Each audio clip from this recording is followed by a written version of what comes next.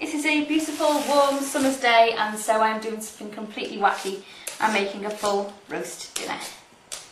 Because I'm nuts. Craving the gravy. I'm going to show you how to make our family recipe gravy. Okay, I have my potatoes boiling a little bit, just a little bit to soften them up. And now, here's the meat. I've got a big piece of beef because I wanted to have plenty of fat on the top because that makes it tastier. Cooks better. So what I'm doing is I've cut the garlic into some slices. I'm going to slide them into the meat. The flavour will go all the way through. Some salt and pepper.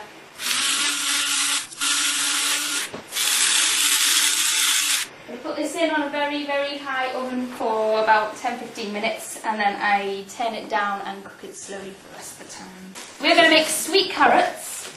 What are we going to make? Sweet carrots.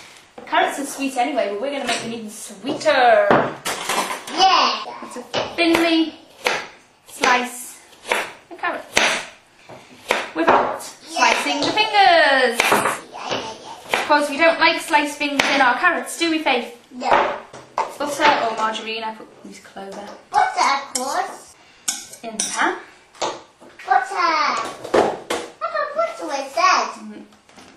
Okay, so just then you've got the butter under there. Yes. Sprinkle a little bit of sugar over the top. We have to put this and this more. I'm not sure where the proper lid for this pan is, so Wow. I'll use that one. And I put it on the stove and gently cook it. This is British spring greens, and I love this stuff with some gravy as well. This is yummy with beef especially. Take off the stalk. I'll just take off the big parts of the stalk in the middle. Throw them away. The nicest bits of the cabbage are in the centre. Right, I did boil the potatoes slightly before I Yes. I put the potatoes around the meat, and they can cook in the flavour of the meat. That's the idea anyway. And back in the oven it goes.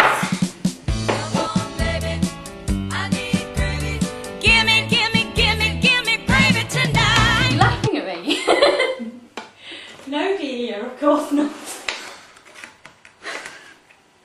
Look, you get fed because of YouTube, so. Okay, now I'm going to take the meat out. I'm going to let it rest. I'm going to put the potatoes in here because I'm going to use the roasting tin to make the gravy. So we take the juices from the meat and we are going to make gravy. The yummiest, yummiest bit of it all. We add some flour, bit by bit, and the fat soaks up the flour. And you've got to keep stirring it constantly so that it doesn't go lumpy. Keep adding flour until basically all the fat's soaked up. And when it gets to the stage where you've soaked up enough fat to make it into a nice firm ball, basically, which is why it's called a roux. Then you can start adding liquid. And what gives the flavour of our special gravy is the liquid that we put in it. Bitter or beer, any kind of beer really. You just get cheap stuff for the gravy. And so what we do now is add liquid bit by bit.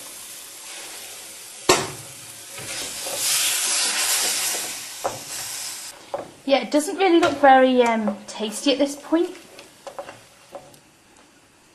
but it will be. We still need more liquid, so we just go on to adding some stock. And I've put the water on to boil for the spring greens, or spring cabbage. So you just keep going, incorporating the liquid until it's all gone, and then you add a little bit more. And you just keep going like that. Okay, it's still pretty thick. Before I put any vegetable water in there, I'm going to add the flavours. Some Worcester sauce, some Tabasco sauce. I get in trouble in this family for putting too much Tabasco in because I love it peppery. And they are a bunch of wimps. Pepper. This takes ages now, but since my mum got an electric one, using the normal grinder seems to take forever. But you should see the number of batteries in that electric pepper grinder. There's like 8 of them or something. And the batteries have run out. Besides, it's my mum's gadgets making me lazy. And maybe this is a little bit blunt too. Lots of pepper. Bit of salt. There's salt in there already from the meat and that, so go easy on the salt until you get to the tasting stage, and then you can decide how much more you need. Keep stirring it. Add more salt, pepper, Worcester sauce, Tabasco if needed, and more liquid. And basically just let it cook. While we're at it, we may as well check the carrots, which are cooking nicely and have been for quite a long time. Caramelised carrots. And I'm boiling water to put the cabbage in. Make sure the cabbage goes under the water, that helps keep the greenness. And you've got to make sure it's boiling too. It's coming on well. Still pretty thick, so we've got to add more liquid. And this is the water from the boiling cabbage. Gravy's almost done, and it tastes good to my taste. I'll probably have my sister and my mum screaming about it having too much Tabasco in. But I don't care. If they want it their way, they should cook it, shouldn't they?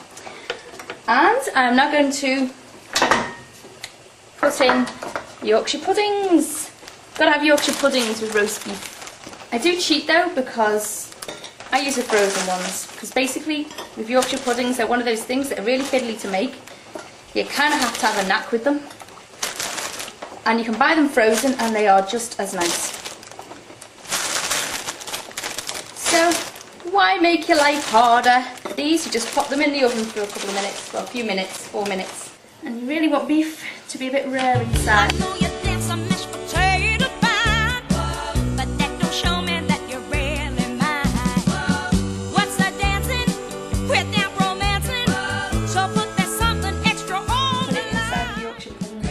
And all over everything, because there's no roast in it.